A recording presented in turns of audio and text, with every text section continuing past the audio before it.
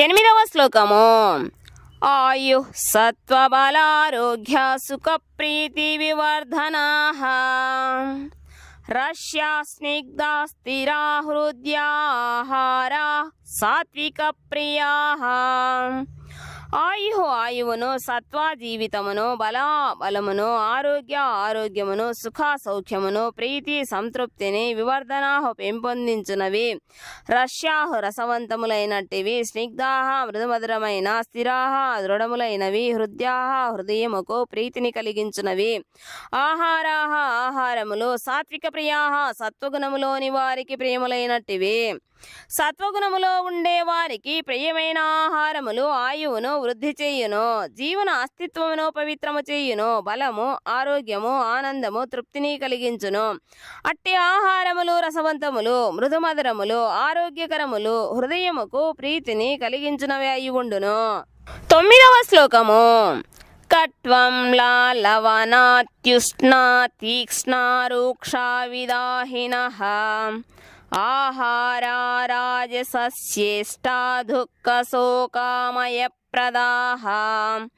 కటు చేదైనవి, ఆమ్ల పుల్లనివి, లవణ ఉప్పుగా ఉండునట్టివి, అతి ఉష్ణ మిక్కిలి వేడిగా ఉండునట్టివి, తీక్ష్ణ తీవ్రములైనట్టి, కారమైనట్టి, రూక్ష శుష్కించి పోయినట్టి, విదాహిన మంటను కలిగించునట్టి, ఆహారాహ ఆహారములు, రాజసస్య రజోగుణములోని వారికి, ఇష్టాహ ప్రీతికరములు, దుఃఖమును, శోకమును, ఆమయ రోగమును, ప్రదాహ కలిగించునవి, మిక్కిలి చేదైనవి, మిక్కిలి పుల్లనివి, ఉప్పుతో నిండినవి, మిక్కిలి వేడిగా ఉండునవి, మిక్కిలి తీవ్రమైనవి, రసహీనమైనవి, మంట కలిగించునట్టి ఆహారములు రజోగుణములోని వారికి ప్రీతికరములు.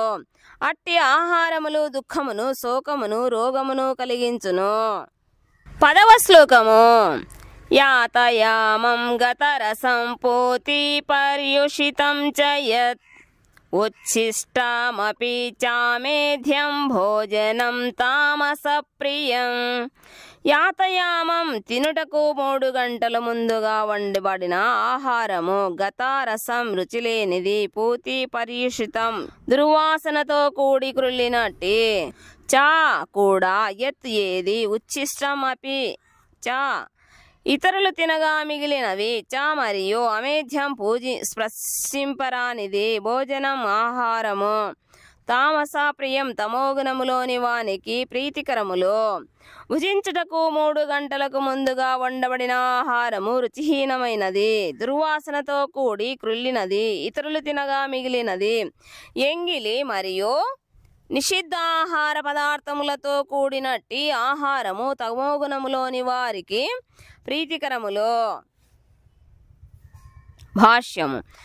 జీవిత ప్రమాణమును వృద్ధి చేస్తూ, మనస్సును పవిత్రీకరిస్తూ, దేహశక్తికి తోడ్పడుటయే ఆహారముకు గల ఏకైక ప్రయోజనము. జీవిత ప్రమాణమును వృద్ధి చేస్తూ ఆరోగ్యమును పెంపొందించునట్టి పాలు, బియ్యము, గోధుమలు, పండ్లు, పంచదార, కూరగాయలు వంటి ఆహార పదార్థములు అంగీకరములని, ప్రామాణిక ఆమోదములని ప్రాచీన ఋషులు నిర్ణయించిరి. అట్టి ఆహారము సత్వగుణములోని వారికి మిక్కిలి ప్రియమైనవి. జొన్న పేలాలు మరియు ముద్ద బెల్లము వంటి ఇతర ఆహార పదార్థములు సహజముగా రుచికరములు కాకున్నను, పాలతో గాని ఇతర ఆహార పదార్థములతో గాని కలిపినప్పుడు అవి రుచికరములై సాత్వికములగును. ఈ ఆహారములన్నీ సహజముగానే పవిత్రములైనవి. మధ్య మాంసముల వంటి అస్పృశ్య పదార్థములకు అవి పూర్తిగా భిన్నమైనవి. 8వ శ్లోకములో చెప్పబడిన కొవ్వు పదార్థములకు మరియు జంతువులను చంపగా లభించు క్రొవ్వు పదార్థములకు ఎట్టి సంబంధము లేదు. ఇట్టి క్రొవ్వు పదార్థములన్నీ అద్భుత ఆహారమైన క్షీర రూపంలో లభించును. పాలు, వెన్న, మీగడ వంటి ఇతర పదార్థములు మూగజీవుల వధను నివారిస్తూ వాటి క్రొవ్వును మరొక రూపములో అందించును. కేవలము పశు ప్రవృత్తి చేతనే ఈ జంతువధ నిరాటంకముగా కొనసాగుతుండెను. కావలసిన క్రొవ్వు పదార్థములను పాల రూపమున పొందుట అనేది నాగరికత పద్ధతి కాగా, జంతువధ అనేది మిక్కిలి అనాగరికము. మానవులకు ఇది తగనిది. పప్పులు, గోధుమలు వంటి పదార్థముల వంటి మాంసకృత్తులు సమృద్ధిగా లభించును. అత్యంత చేదైనవి, ఉప్పుతో నిండినవి, అతి వేడి లేదా అతి కారముతో కూడినట్టి రజోగుణ ఆహారములు ఉదరములోని రక్షణ పొరలను పలచన చేసి జీర్ణరసములను తగ్గించి రోగముకు కారణభూతమగును. అది దుఃఖమునే కలిగించును. తాజాగా లేనట్టి పదార్థములు, ముఖ్యముగా తమోగుణముకు సంబంధించినవి, భగవానుని ప్రసాదములు తప్ప భోజనముకు 3 గంటల ముందుగా వండబడిన ఆహారము తామసికముగానే పరిగణించబడును. అట్టి ఆహార పదార్థములు క్రుళ్ళిపోవుట చేత దుర్వాసనను కలిగి ఉండును. అవి తమోగుణముతో కూడిన వ్యక్తులకు ఆకర్షణీయముగా ఉండినను సాత్వికులకు అసహ్యమును కలిగించును. మొదట దేవాది దేవునికి అర్పించబడినది మరియు సాధువులైన వారి చేత, ముఖ్యముగా ఆధ్యాత్మికాచార్యుని చేత భుజించబడిన దానిని ఉచ్ఛిష్టముగా భుజించవలెను. లేనిచో అది తామసికముగానే భావించబడి అంటువ్యాధిని మరియు రోగమునే కలిగించును. అట్టి ఆహార పదార్థములు తామసులకు రుచికరములైనను సాత్వికులకు అప్రియములు కనుక వారు వాటిని స్పృశింపరు. దేవాది దేవుడైన శ్రీకృష్ణ భగవానునకు నివేదించబడిన ఆహార పదార్థములే ఉత్తమ ఆహారములు. కాయగూరలతోనూ పిండితోనూ పాలతోనూ సిద్ధము చేయబడిన ఆహార పదార్థములు భక్తి ప్రేమలతో సమర్పించబడినప్పుడు వాటిని తాను గ్రహింతునని శ్రీకృష్ణ భగవానుడు భగవద్గీత 9వ అధ్యాయము 26వ శ్లోకములో చెబుతుండెను. పత్రం పుష్పం ఫలం తోయం అనగా దేవాది దేవుడైన శ్రీకృష్ణుడు స్వీకరించునని భక్తి ప్రేమలు మాత్రమే ప్రసాదమును ప్రత్యేక పద్ధతిని అనుసరించి సిద్ధము చేయవలనని చెప్పబడినది. ఆ విధముగా శాస్త్రానుసారము సిద్ధము చేయబడి దేవాది దేవుడైన శ్రీకృష్ణునకు నివేదించబడిన ఆహారము దివ్యమగుట చేత ఎంతటి కాల వ్యవధి అయినను అది గ్రహించుటకు యోగ్యమయ్యుండును. కనుకనే ఆహారమును అందరికీ పాప రోగ నిరోధకముగా ఆహారయోగ్యముగా రుచికరముగా చేయుట కొరకై ఎవరైనను దానిని మొదట శ్రీకృష్ణ భగవానునకు నివేదించవలెను. 11వ శ్లోకము. అఫలాకాంక్షిభిర్యజ్ఞో విధిదిష్టో యజ్యతే యష్టవ్యమేవేతి మనస్సమాధాయ సాత్వికః. అఫల ఆకాంక్షిభిః ఫలమును కోరని వారిచే యజ్ఞము విధిదిష్టో శాస్త్ర నిర్దేశానుసారము యహు ఏది ఇజ్జతే చేయబడుతున్నదో యష్టవ్యం తప్పక చేయవలసినదేది ఏవా నిశ్చయముగా ఇతి అని మనస్సును సమాధాయ స్థిరపరచి సహో అది సాత్విక సత్వగుణముకు సంబంధించినది.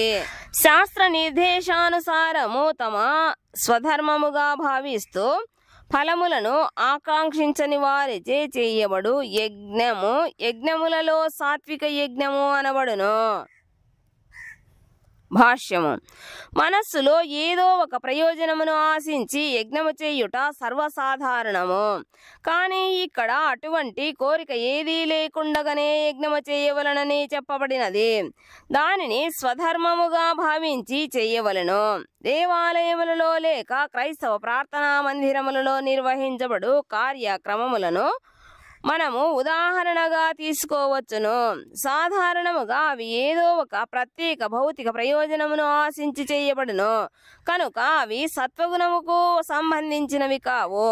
ఎవరైనను స్వధర్మమనే భావనతో మందిరముకు లేక చర్చికి ఎట్టి భౌతిక లాభమును ఆశింపక వెళ్ళి దేవాది దేవునకు ప్రణమిల్లి పుష్పములను నైవేద్యములను భక్తితో సమర్పించుకోవలెను. కేవలము భగవంతుని పూజ నిమిత్తమే దేవాలయములకు వెళ్ళుట వలన ఎట్టి ప్రయోజనము ఉండదని ప్రతి ఒక్కడూ భావించును.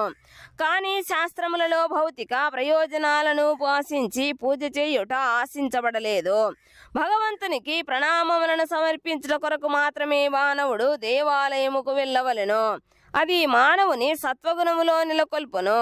కనుక శాస్త్రాదేశాలను అనుసరించుట, దేవాది దేవునికి ప్రణమిల్లుట వంటి కార్యములు ప్రతి నాగరిక వ్యక్తి ధర్మములో.